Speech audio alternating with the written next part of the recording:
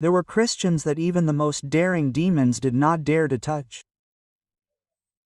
I saw curses burned like paper in a fire, powerful rituals undone in seconds, and spirits that terrorized entire communities recoiled in panic before them. My name is Muhammadu Kojo. I am 44 years old and I have lived for almost 20 years immersed in the depths of the occult here in Dakar. Today, for the first time, I will confess the secret that no ex-practitioner has the courage to reveal. The specific types of Christians that made us tremble. And no, it was not what you imagine. Before continuing with my testimony, I want to ask you something important. Check if you are already subscribed to the channel and write in the comments where you are watching from. I want to know how far this story reaches and brings spiritual knowledge. Your comment helps this video reach more people who need this revelation. What I am about to share is not based on theories or books. It is what I have witnessed with my own eyes during years of serving the powers of darkness, and I guarantee it will completely change your understanding of spiritual authority. I grew up in Dakar, Senegal in a Christian family. My parents attended church religiously, but at home, they lived a different reality, constant arguments, hypocrisy and an empty religiosity that never answered my deepest questions. At 16, I met a man who promised to show me what lay beyond the veil, real power, occult knowledge and answers that the church had never given me. Within a short time, I was already participating in spiritual projection rituals, invocations of ancestral entities and specific operations against local churches. Our specialty was to destroy congregations from within. We were planting seeds of discord, fueling envy among leaders. We were creating scandals and watching entire churches divide and fall. It was like a military operation. We were spiritually minded and extremely effective. Our hierarchy was clear.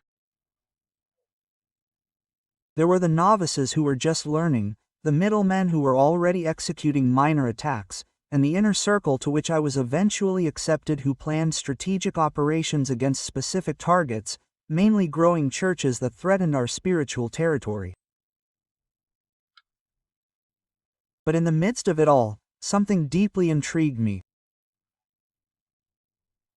While most congregations and Christians were easily manipulated, we would occasionally run into people who were different, people who seemed untouchable. And that's when I began to perceive a disturbing pattern. In 2003, we were assigned to a specific mission. A small church on the outskirts of Diangaran was growing rapidly, converting many young people who had previously been our followers. We received clear orders: infiltrate, divide, and destroy. Using astral projection techniques, I visited the place at night to prepare the spiritual ground. Then something unexpected happened. As I attempted to enter the sanctuary, I was confronted with a presence so intense, so fiery that I felt as if my entire being was being consumed. I immediately backed away, disoriented and panicking. My superiors were furious at my failure. "It's just another church," he said, but I knew there was something or someone different there. The following week, we decided to attack physically. We infiltrated one of our members as a new convert. He was supposed to sow discord among the leaders. But as he entered the Sunday service, he met a woman, a simple lady of about 70 years old with no official position in the church. She simply came closer, touched his shoulder, and said, "The Lord has shown me why you came, but He has greater plans for your life." Our infiltrator broke down in tears in the middle of the service and confessed everything. He was sincerely converted that very day. Who was this woman? And what made her so powerful that even without perceiving our presence, she completely neutralized our most sophisticated plans? The answer would change my understanding of spiritual power forever. Through 2 decades in the occult, I learned to categorize the Christians we confronted. and this classification was crucial to our attack strategies. The truth is that the vast majority of believers, I would say about 80% of them, were easy targets. They were what we called nominal or Sunday Christians. They attended services, sang loudly, and even prayed occasionally. But their lives were filled with contradictions and spiritual gaps. These superficial Christians were predictable. They defended themselves with shouts and empty rituals, but lived in constant sin. They watched impure films, entertained scandals, cultivated bitterness, lied when it was convenient, and maintained a double life. To us, they were like houses with wide open doors and windows. We could come and go at will. But there was another group, a small, rare group, that caused us real terror. Christians who seemed to carry a supernatural authority that had nothing to do with ecclesiastical position, eloquence, or years of conversion. They were ordinary people who lived extraordinary lives. Before I continue, I want to speak to you who have ever tried to fast and felt that something was wrong. If you have ever experienced times when it seemed as if your prayers were hitting an invisible wall, know that this is no coincidence. The spiritual world is real, and often we are attacked without realizing it. There are forces that operate against those who try to draw closer to God, and the enemy does everything to ensure that your fasting is not defeated. That is why I recommend the book on the power of fasting and prayer. This material will show you how to strengthen your faith, how to identify spiritual attacks, and most importantly, how to protect yourself against them. It is available for a nominal value because the most important thing is that you discover the truth. The link is in the first comment. In our circles, we had a specific name for them, the untouchables. Not because they were perfect, they made mistakes too, but because they had developed certain spiritual qualities that made them virtually invulnerable to our most sophisticated attacks. These were the Christians who made even hell retreat. And today, I will reveal exactly what made them so powerful. The first type of Christian that caused us real fear were those we called the truly surrendered. These were completely different from the seemingly religious. The surrendered did not negotiate their faith. There were no half measures in their lives. While many Christians were trying to discover how far they could go without sinning, the questions were, how far can I surrender to God? Their lives were not divided between secular and spiritual. Everything was surrendered to the Lordship of Christ. Their finances, relationships, entertainment, careers, time, everything. Every decision, no matter how small, reflected this complete surrender. I remember a young pastor in Yoff. He didn't lead a megachurch, didn't appear on TV, didn't have thousands of followers on social media. He was just the leader of a small local congregation, but his life was so completely surrendered that he became a prime target for our organization. We tried to attack him in every way possible.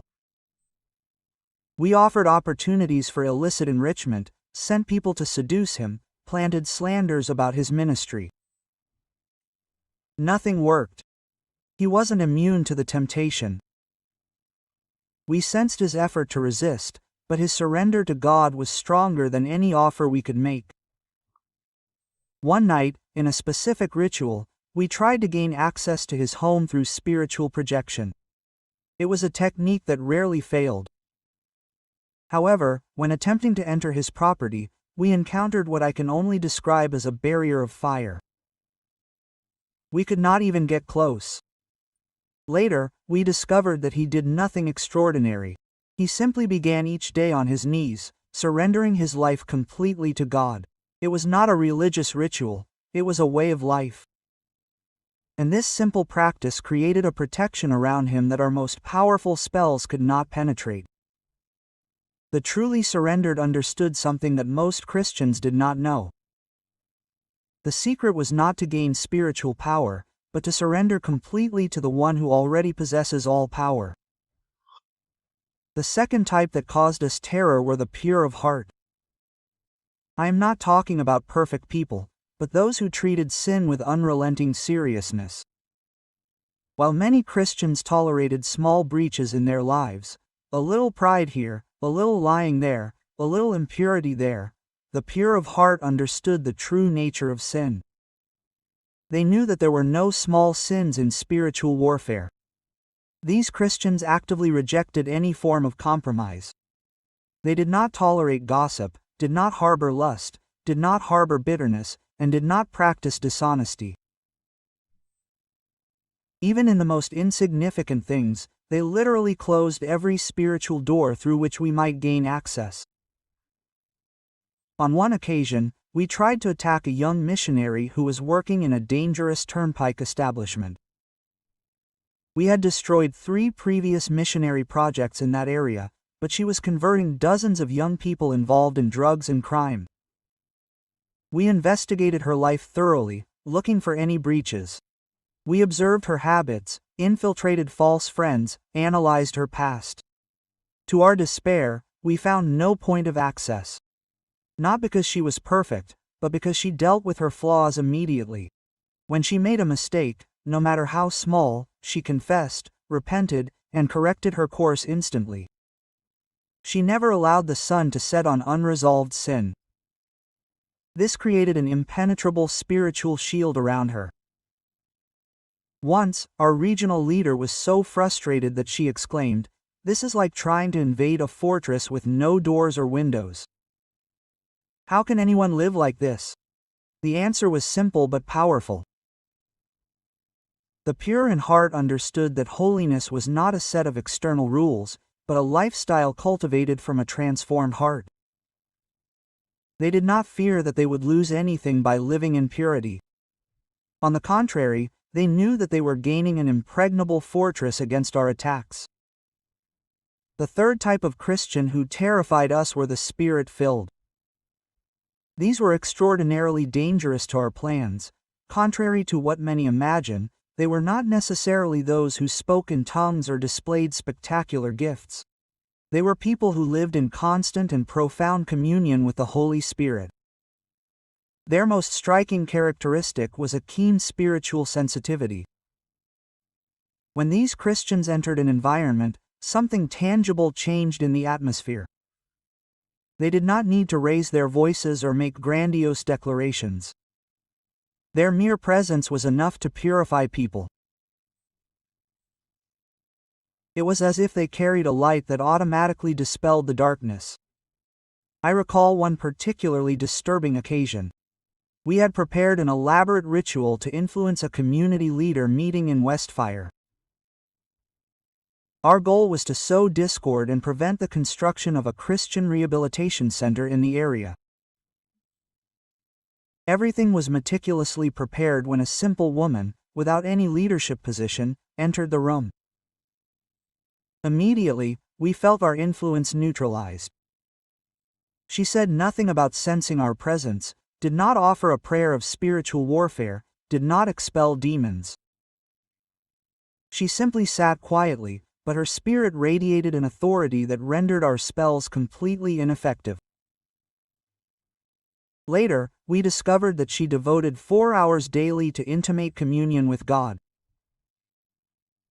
Not to ask for things, not to fulfill a religious duty, but simply because she enjoyed being in His presence. This aroused my curiosity into a bold act. I attempted to enter her home spiritually during the dawn hours, the time when we carried out our attacks, most effective. What I found changed my understanding forever. As I attempted to enter her room, I was repelled by an intensity of light that I can only describe as terrifying. It was like looking directly into the sun. Her small apartment was a veritable epicenter of spiritual power. Not because she performed elaborate rituals, but because the Spirit of God Himself manifestly dwelt there. Those who were filled with the Spirit understood a secret that most Christians were unaware of. The real spiritual battle is not about techniques, but about intimacy. The closer they were to God, the more dangerous they became to the kingdom of darkness. The fourth type that gave us the chills were those who worshipped in the midst of darkness. These were the ones who had discovered a spiritual weapon of devastating power, authentic worship. I am not just talking about people who sang religious songs. I am talking about those who turned worship into a lethal weapon against our operations. These Christians understood the true power of worship in a way that few understood. While most worshipped only when circumstances were favorable. This was especially true in the darkest of times during crises, persecutions, illnesses, and spiritual attacks. In 2009, we attempted to destroy a small church in a rural village near Nordfjord. We used our usual tactics. We instigated conflicts in the community, spread rumors about the pastor, caused divisions among the members, and even caused severe financial problems. To our surprise, instead of panicking or becoming discouraged, the congregation initiated worship nights. These were not meetings to ask for deliverance or to claim miracles. These were entire nights dedicated simply to exalting God. What we witnessed was terrifying. Every time they raised their voices in genuine worship, it was as if a wave of fire swept through the area. We literally saw our spells being broken and our allied entities fleeing from the church. Terror. One night, I personally infiltrated one of these gatherings. I wanted to understand what was happening. What I saw left me perplexed. Ordinary people, many facing devastating challenges in their personal lives, praising God as if they already saw victory manifest. There was a woman who had lost 2 children in an accident weeks before. Yet, there she was, tears streaming down her face, raising her hands and singing about the goodness of God. Her praise was not a denial, it was a direct challenge to our kingdom. It was as if she was saying, even in this valley of shadow, my God reigns. Quote, the spiritual power released in this simple act was stronger than our most elaborate curses. Within 6 months, all our plans against this church had completely failed. It not only survived, but grew stronger and larger. Those who praised in the midst of darkness understood something fundamental. Praise is not just an expression of gratitude, it is a declaration of war. When they worshiped God in the most adverse circumstances, they were reaffirming a truth that shook our kingdom, that God remains on the throne regardless of visible circumstances. The fifth and final type of Christian who caused us absolute terror were those known in heaven. These were the rarest and therefore the most dangerous. They were not necessarily famous on earth or recognized in large religious circles. Many lived seemingly ordinary lives without any expressive public ministry. However, their names were constantly mentioned in the spiritual realm. What distinguished them was one inescapable characteristic. They carried fire in their lives. They were what we internally called the ardent. These Christians had a mark visible only to spiritual eyes. It was as if they had received a leap of authority directly from the throne. Their prayers were answered with frightening speed. Their words carried supernatural weight. Their decrees materialized with terrifying precision. In our circle, we had an unwritten rule: never, under any circumstances, directly attack those known in heaven. It was practically spiritual suicide. When we did so inadvertently, the consequences for our organization were catastrophic. I remember one man in particular, an elderly man who lived in a small house in Yoff. He did not lead a church, did not write books, or appear at conferences. He worked as a janitor at a local school and spent most of his free time praying in his small room. Unaware of his true spiritual identity, we attempted to attack a mission he was supporting by sighting airplanes. The retaliation was immediate and devastating. Sepp from our top regional leaders fell seriously ill that same week. The rituals we had been performing for decades suddenly lost their effectiveness. It was as if someone had activated a heavenly defense system against us. When we finally discovered the source, we were stunned. This simple guardian was what in our circles we called a friend of the throne. Someone who had developed such intimacy with God that his prayers received immediate attention in the spiritual realm. This was not a status earned by position, theological education, or years in church.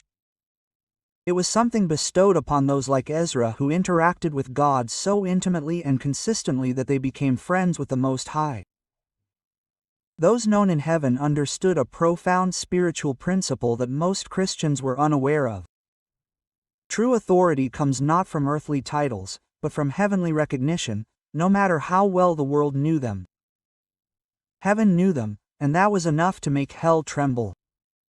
Over time, I came to see a disturbing truth. What was truly undoing us was not elaborate techniques of spiritual warfare, grand displays of power, or vast theological knowledge. It was something much simpler but infinitely more powerful. These 5 types of Christians, though different in their specific manifestations, shared one essential quality: authenticity. They did not live to impress other humans. They did not follow empty religious formulas. They were not interested in appearances. The truly rendered gave themselves completely. The pure in heart lived in practical holiness. The Spirit-filled maintained constant communion. Those who praised in the midst of darkness worshipped even in adversity. The known in heaven enjoyed genuine friendship with God. Together, they formed what we internally called the invisible army, people who, without fanfare or spectacle, dismantled spiritual strongholds simply by who they were, not by what they did. The most disturbing revelation was the realization that any Christian could become one of these untouchables.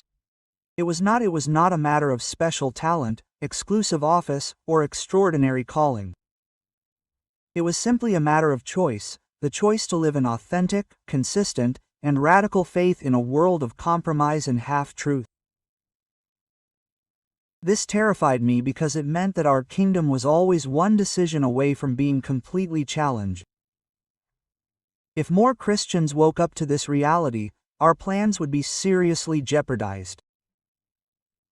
Today from Dakar, I openly admit during my years in the occult, only this specific type of Christian made us tremble, not by human force, not by elaborate rituals, but because they carried the living presence of Almighty God. And in the face of this, no pact of darkness could withstand it.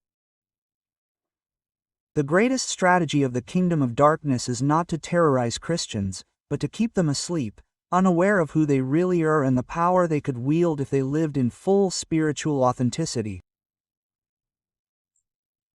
I was rescued from this path in 2014 when one of these untouchables refused to fear me and instead demonstrated a love that defied everything I knew.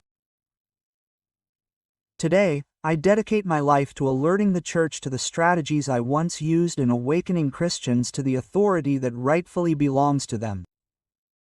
If this content has blessed you, consider supporting this ministry with a financial contribution through the Super Teats button below. This seemingly small contribution helps us keep this channel alive, active, and reaching lives in places you can't even imagine. Now, I want to leave one final question for you to ponder. What kind of Christian have you been? One who lives in appearance that causes laughter in hell, or one who lives in such authenticity that it makes the powers of darkness tremble? The decision is yours. And I can guarantee, the spiritual realm is watching your choice much more closely than you can imagine. If this testimony has touched your heart, please share it with others who need to awaken to this reality. Leave in the comments which of the 5 types you are impacted you the most and why. And remember, the real battle is not against flesh and blood, but against principalities and powers. And you have been equipped with everything you need to win. Niger, Dakar, Senegal. This is Muhammadu. May God transform you into a Christian who makes hell tremble.